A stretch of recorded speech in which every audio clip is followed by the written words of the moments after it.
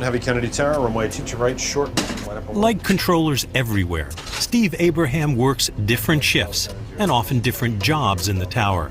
Today, he's what's called the local controller. 011 Heavy, contact New York departure. Good night. As the local controller, my responsibilities are for 1, 2, or 3 runways.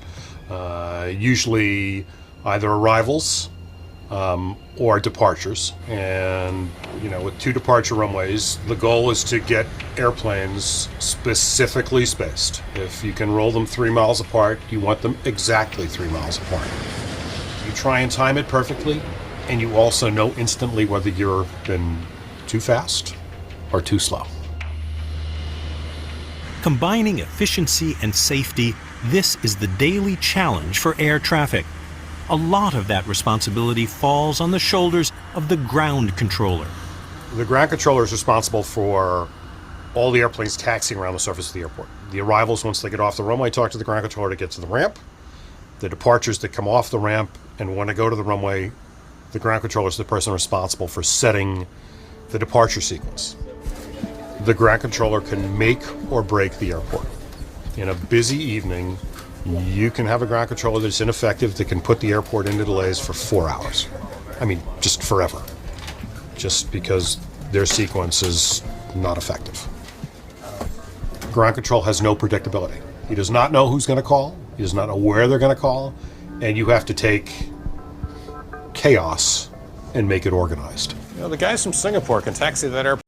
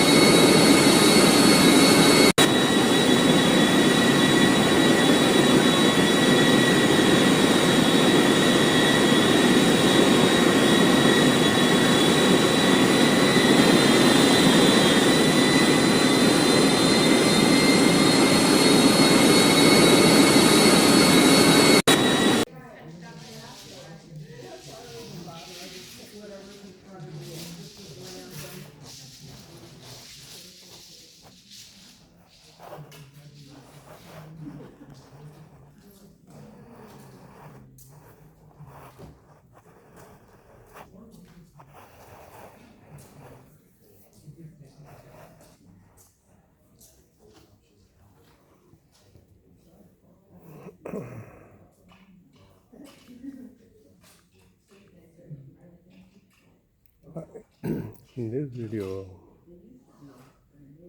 I was watching the flight from New York Kennedy Airport to Paris, and we have seen the conversation of air traffic control. That was Steve Abraham, ATC air traffic controller at Kennedy Airport in New York City. And he said, you have to take chaos and make it organized. And that is intelligence. So, one good thing is that the artificial intelligence reveals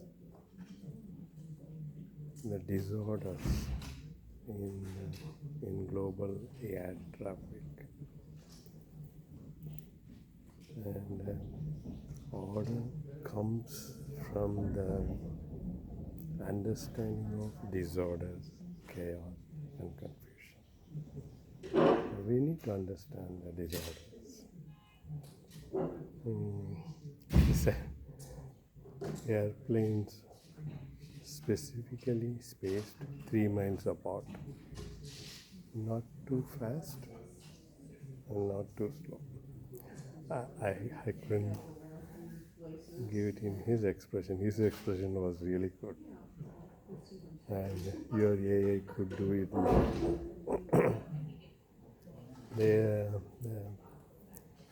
AI ground controller and tower controller can do it. You have data feed and you have vision feed from runway, taxiway, and crossing. And Steve Abraham also said ground controller can make or break the airport. He said has no predictability. A ground controller doesn't have any predictability, doesn't know who is going to call, and he has to take the chaos and make it organized. That's a challenge. And you cannot do it every day, every hour. So all those predictability could be solved with AI. Predictability and optimization is features of sequence-to-sequence model.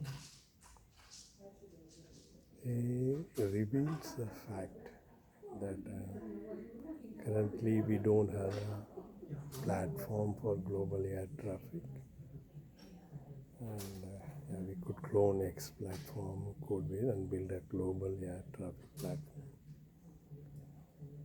A platform that could be integrated with flight, weather, and airport information. Human air traffic controller, they switch responsibilities. Steve, today he was working as a local controller.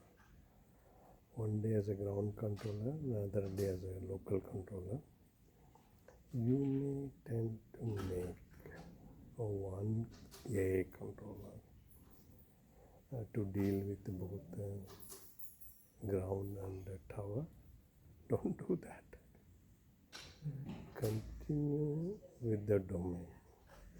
Continue with the domain model. Have dedicated ground controller and dedicated tower controller. You could build and deploy them as 3 nodes ground controller and 3 nodes tower controller using Docker and Kubernetes. These are all stateless controllers. You could scale them well on demand. Yeah. And then you must have seen the other video where that Emirates is crossing and the Qantas was going overhead. Yeah, so the Emirate was crossing and the Qantas was about to land. And to avoid collision, the pilot stopped the descent and started climbing. We have, in the road traffic, we have the right of way is clearly defined. Surprisingly, at the airport, they don't have right of way. The ground controller was giving instructions to Emirates. The tower controller was giving instructions to Qantas, both on different frequency. And there was a possibility of collision.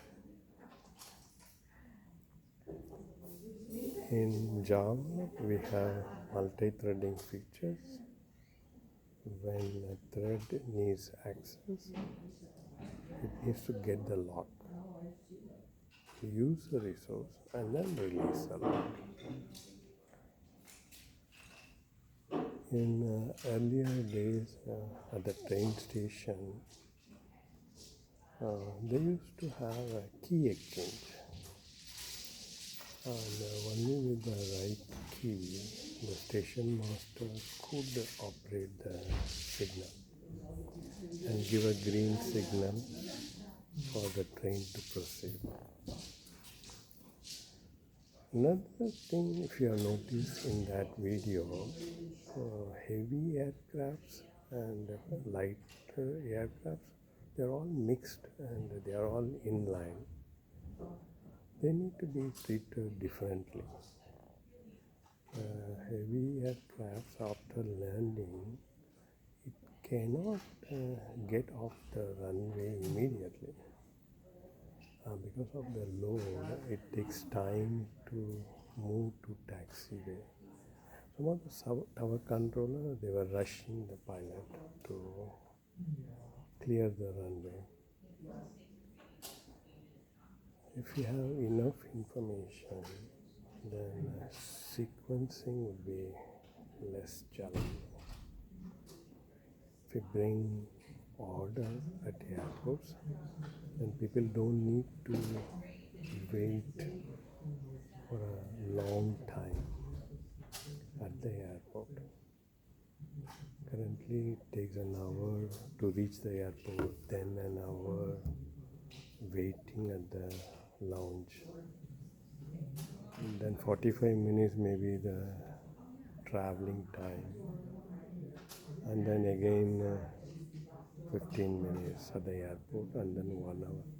So we have to reduce all this timing. So that what I have observed on the airport. So as far as the airport is concerned, we have now clear idea what all the things we could do and we could improve upon it. I thought that was over, but when I was watching the video,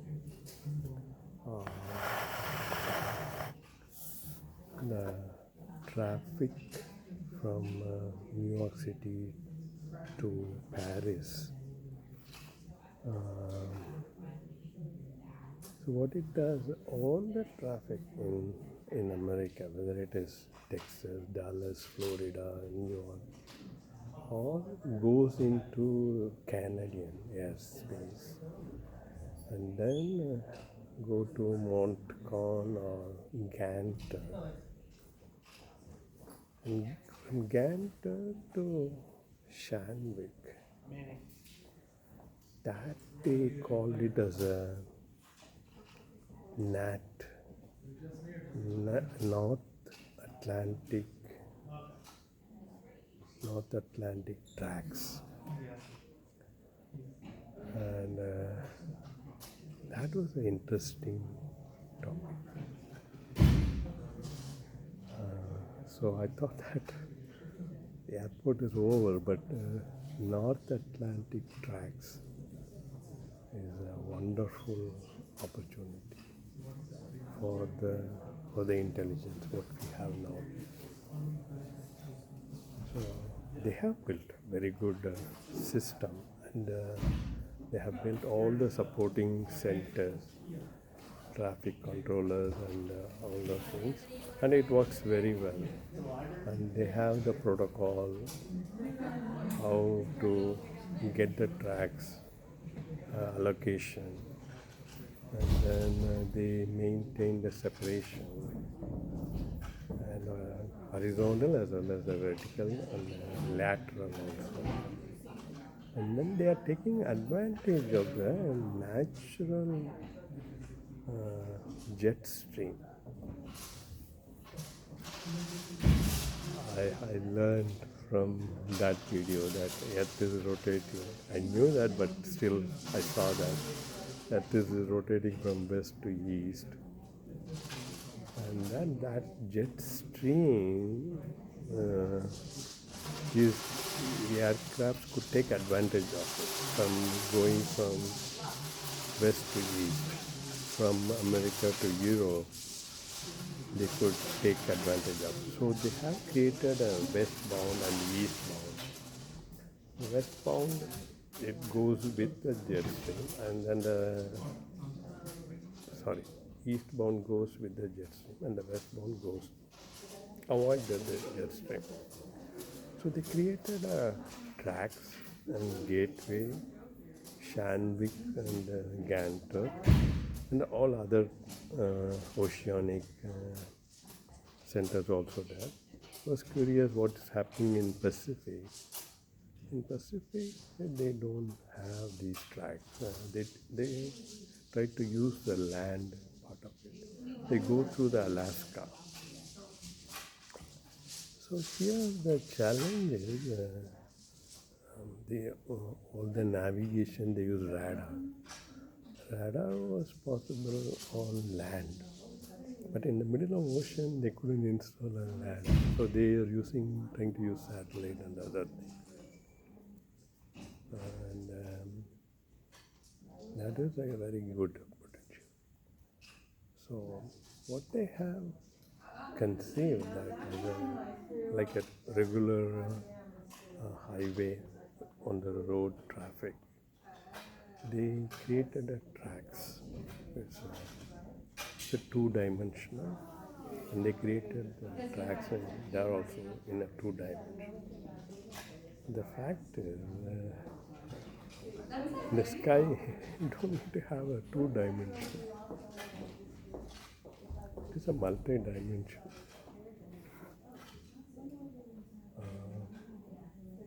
If you don't need to allocate 5 tracks, A, B, C, D, Alpha, Bravo, Charlie, 5 tracks as a two-dimension. That is a luxury, and it is not scalable. So now we have intelligence, so you could treat them as a volume. One whole volume of space available, and dynamic allocation of inside a whole. So yeah, so instead of separating by height and then the lateral, that's a scalar. We need to apply vector, and within that space we can allocate different cells, and airplane can dynamically go into different cells and then cross it.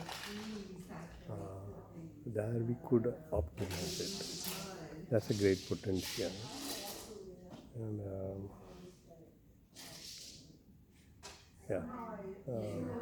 that's all I want to tell through this video, but rest of the things I'll update it in the presentation. Thank you.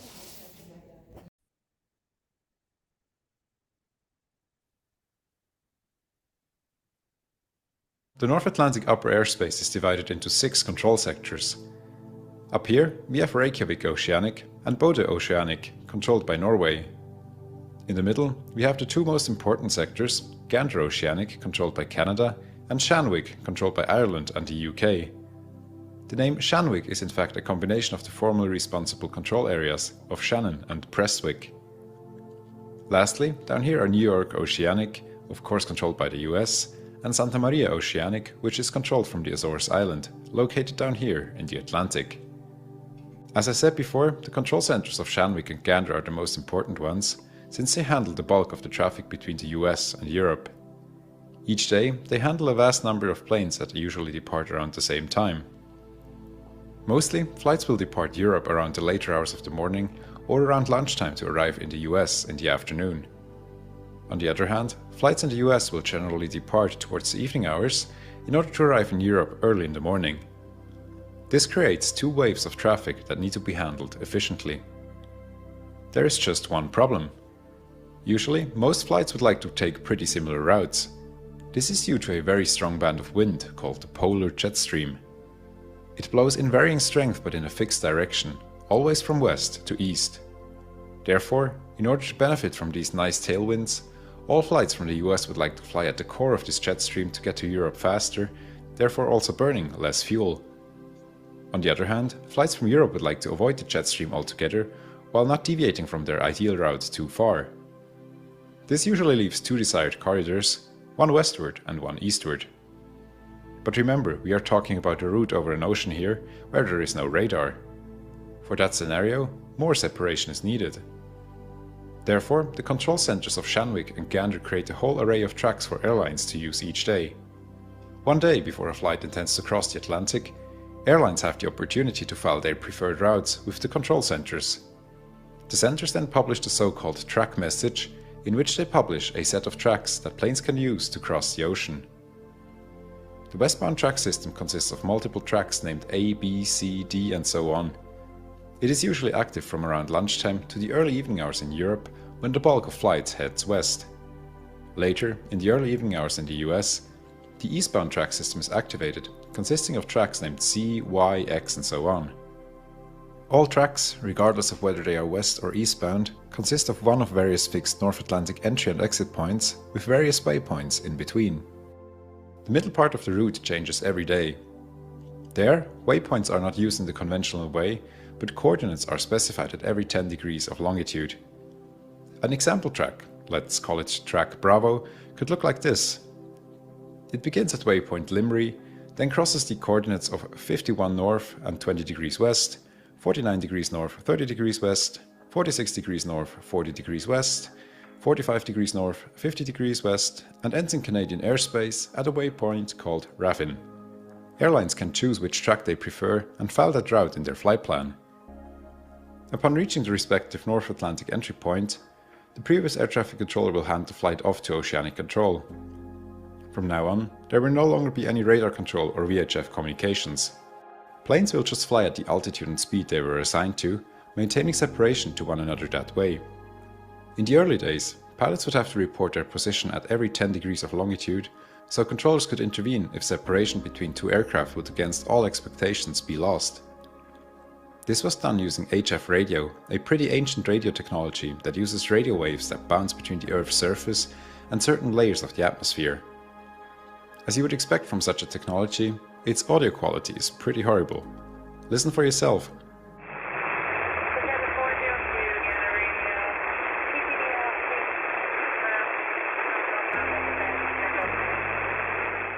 Fortunately, this is not the case anymore. Thanks to satellite communications and surveillance, things are a lot easier today. Planes send their exact position to the Oceanic control centers every few seconds via satellite, which makes an exact tracking so much easier. This is also the reason why you can see planes on flight radar while they are crossing the ocean. HF radio is still used, but only as a backup. When crossing into the first, or from one Oceanic control center to the next, it has to be checked. Shanghai Radio, hello, Iberia 2627 heavy for central check and there will be next. Iberia 2627, Shanghai Radio, good evening. Secondary HF with Sandwich 5649er, 30 West, contact Gander Radio, 8891, secondary 5616. Stop right the cell phone.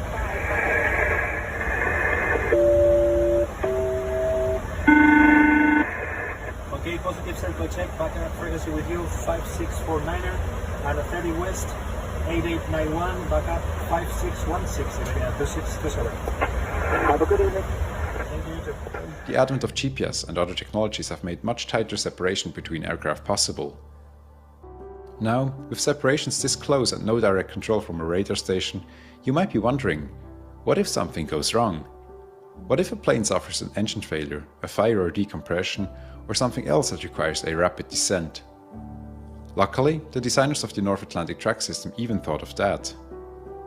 To give pilots an easy way out, there is a North Atlantic contingency procedure. First, in an emergency, pilots should always attempt to obtain a clearance for a deviation of their route. If that is not possible and an immediate intervention is needed, pilots may exit the track system by turning right or left by at least 30 degrees and then flying offset from the original track by 5 miles. From this position, pilots may descend on a parallel track to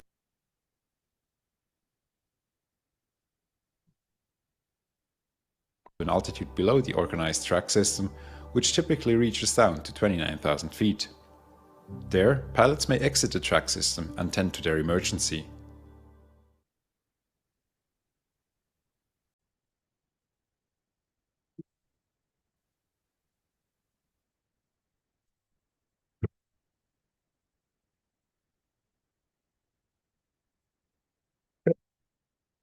Okay.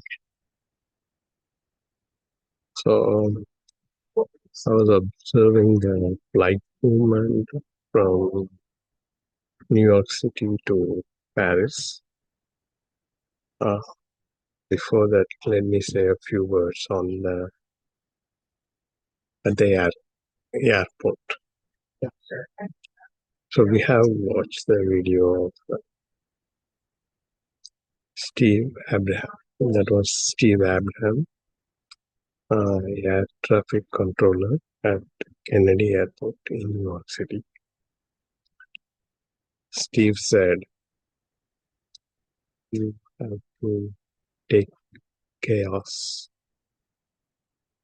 make it organized.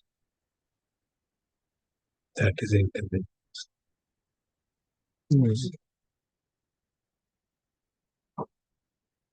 So one good thing with artificial intelligence is it reveals the disorders in global air traffic.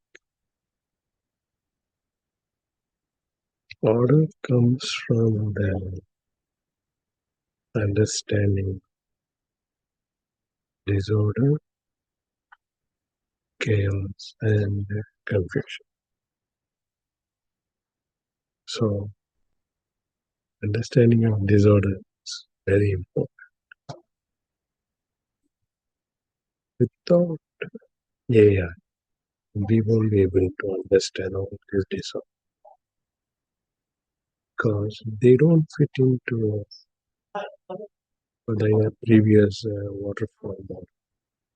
In waterfall model, business creates a requirement book, and then we go through that. Then in agile model, business creates a backlog, and then we clear take a backlog and prioritize. We clear it. And no such thing is possible in this complex domain. So only with the artificial intelligence we could go into it reveals all the disorders. So you can take chaos and make it organized occasionally, but not everyday job. And Steve mentioned that airplane. And that day he was working as a local controller, that means tower controller. His responsibility was airplanes specifically spaced 3 miles apart. 3 miles apart. Not too fast, not too slow. His expression was really good. So your AI could do it. Your AI could keep the airplanes 3 miles apart. You have data feed. You have vision feed. Vision has improved a lot. Yeah. Vision feed from runway, taxiway, crossing. Your AI could do it. Steve said ground controller can make or break the airport. The ground controller has no predictability. Doesn't know who is going to call.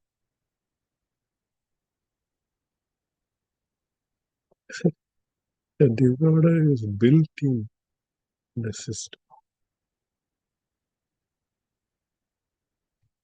Predictability and optimization. That is what AI into that. And especially with a sequence to sequence model, the next thing you could predict well. And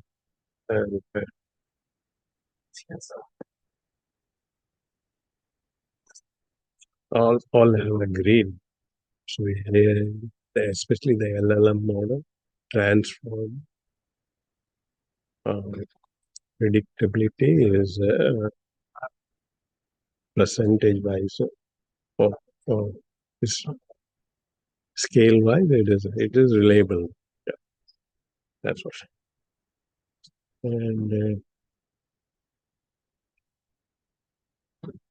And they also reveals the fact that currently we don't have global air traffic platform. We could clone X platform into that area. That we discussed last time. So human air traffic controllers, especially Steve, they switch responsibilities. One day as a ground controller, and the other day as a local controller. They could switch responsibilities. On seeing that, you may tend to make one controller, one AA control for the airport.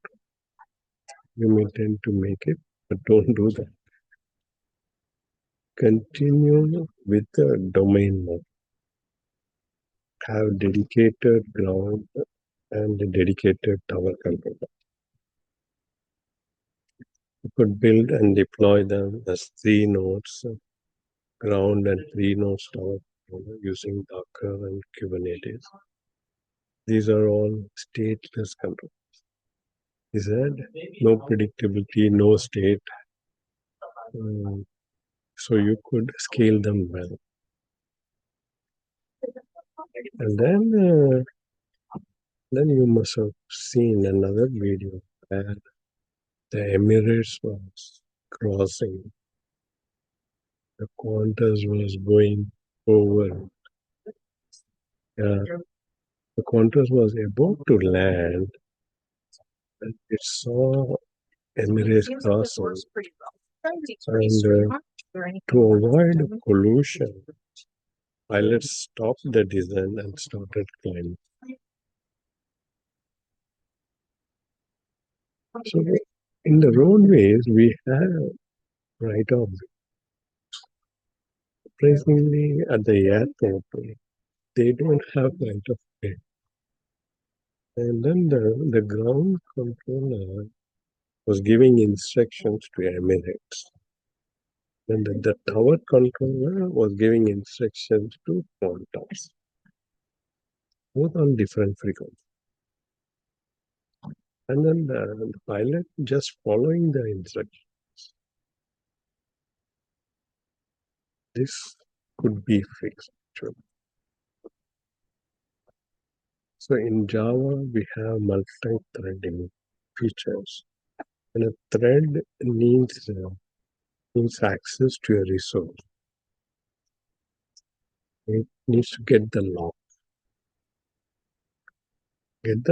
use the resource, and release the lock. That is the protocol. We have it in multi-threading. In the earlier days, the train station, they used to exchange key. Used to have a key exchange. And only with the right key, the station master would operate the signal and give a green signal for the train to proceed. So those things we could do it at the airport. The right of way needs to be implemented.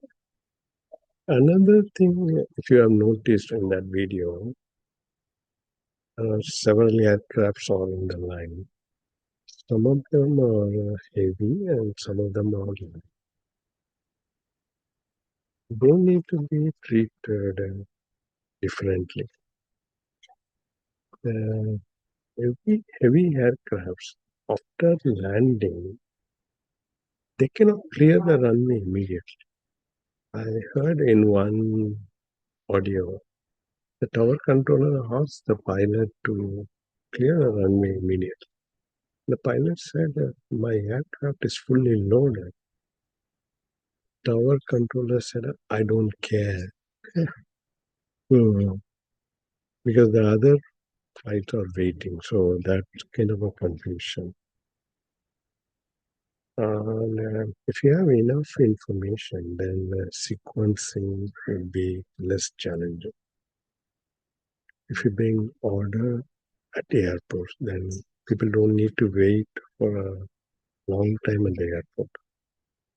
Currently, it takes an hour to reach the airport, then wait there for an hour. The flight time may be just 45 minutes, and then off time, and then again. So all these things we could apply internally, and we could effectively make it comfortable.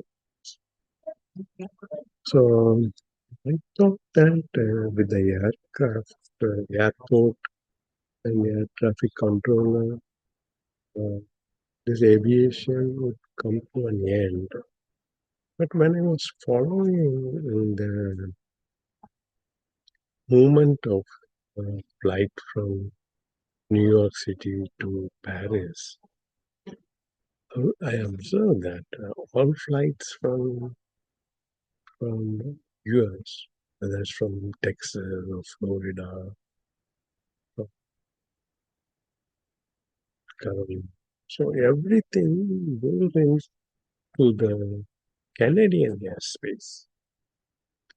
They go to Canadian air, Canada, and then from Canada, there is the other end is Shannon. Then they have established a very good NAT, they call it a North Atlantic tracks. And then only after watching this video, I realized that the Earth is revolving from west to east, and that creates a jet stream.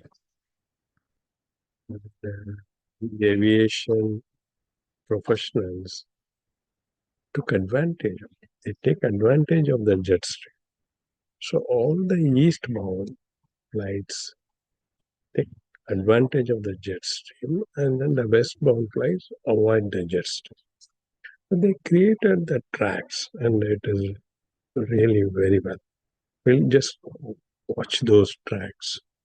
So this is a flight from New York City, and it is going to Gander. And then from Gander, they have Shanwick, ACC. And these are all the tracks. I think the green is all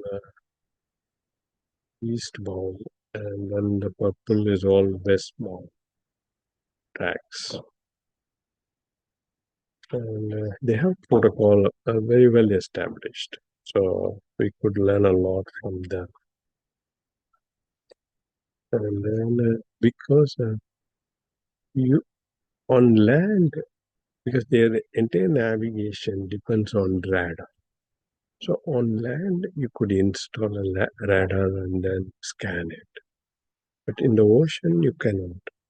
So that's why they are trying to use satellite and then the voice frequency. In ocean, the line of sight is clear, but the earth is round, so that causes that disturb the line of sight.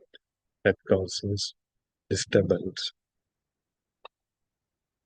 And these are also the tracks from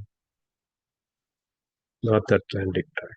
I was going through this North Atlantic track and I was expecting a similar thing in other part of the ocean, but especially Pacific, from San Francisco to Japan or Korea, Singapore, they avoid the ocean and go up to Canada and then Alaska, and they try to maintain it at the land.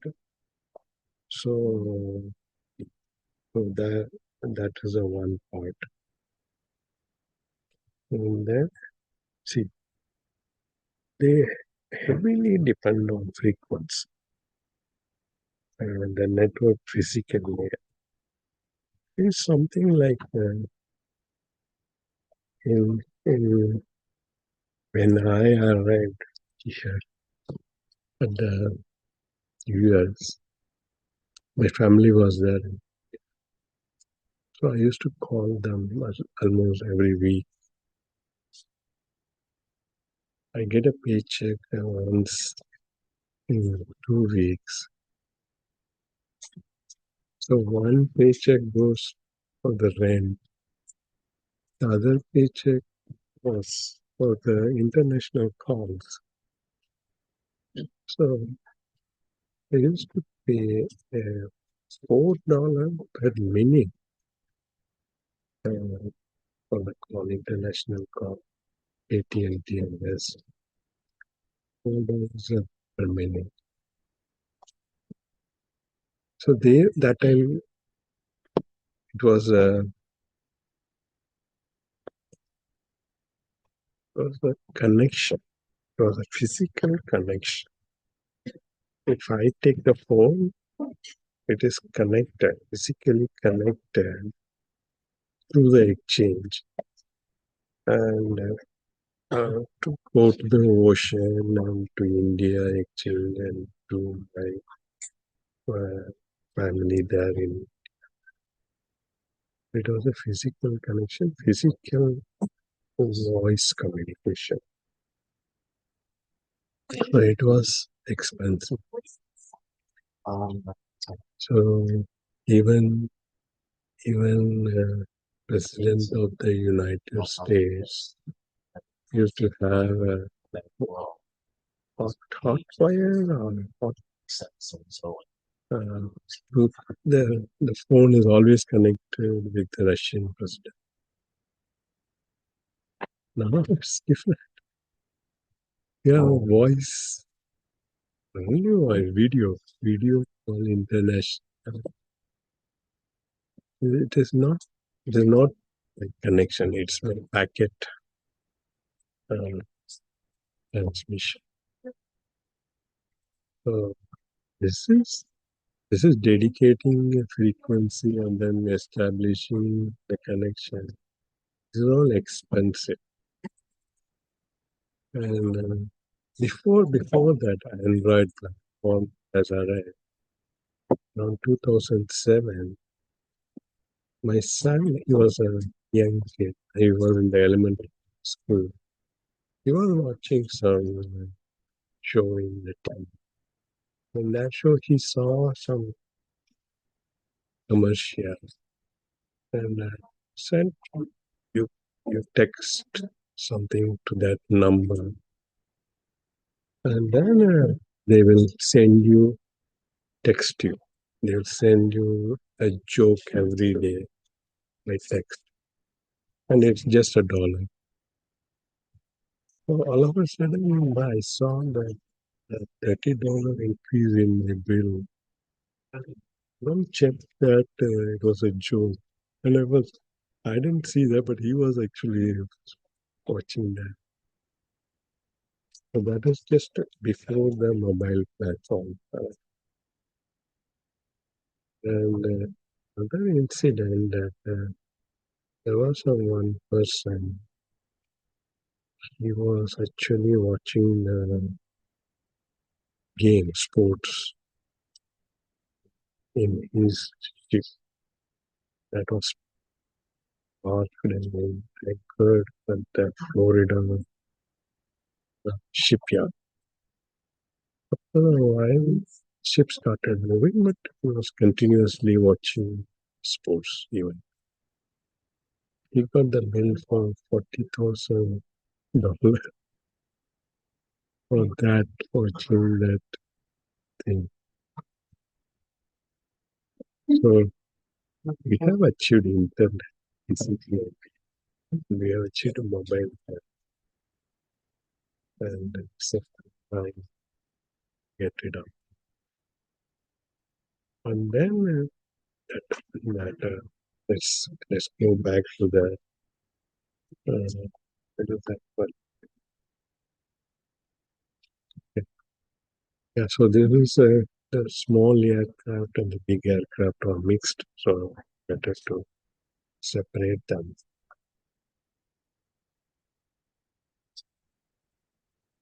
So what I want to do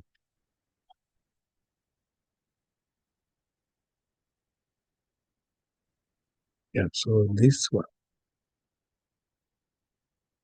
these tracks are like our highways.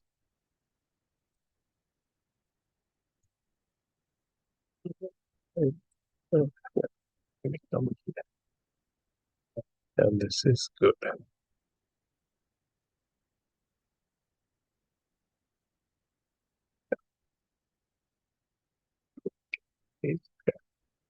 This is good, really good. This library now got plenty of books. I saw them.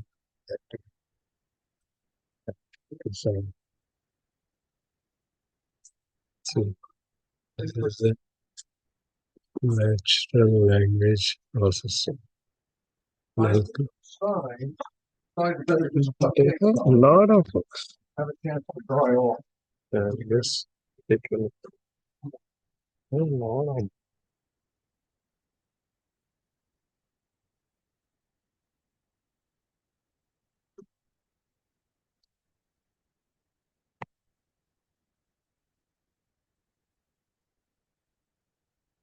and what I want to show. So, yeah, okay.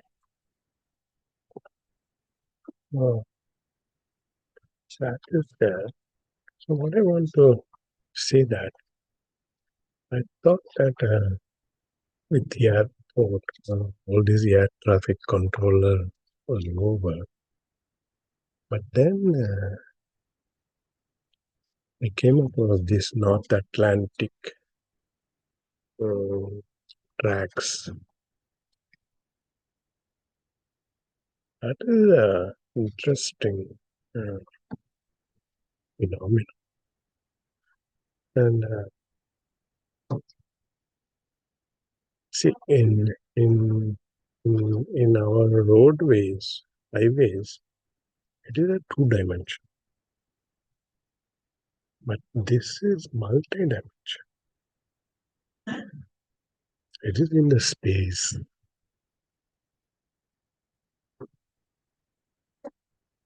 and having a dedicated track is not scalable, and it is luxury. We have to, your intelligence comes and play a very good role here. We have to get rid of these two-dimension tracks and then consider that as a multi-dimension cylinder or huge volume and dynamically. So you know the flight, you know the timing, you know the source and destination. Only factor, variable factor is weather, and that you could predict it now. So you could have a good control, dynamic allocation, and not track. You can actually divide the entire space into cells, and you can allocate cells dynamically. And yeah, so a lot of mathematics and intelligence could be applied. Get rid of this North Atlantic track, and you could explore. See some of the from China to South America, Argentina, Brazil, still a challenge. So there's a lot of opportunities here. All other concepts I'll keep updating in small snippets, or at least in my comment along with these videos. Yeah. Let me try to upload this.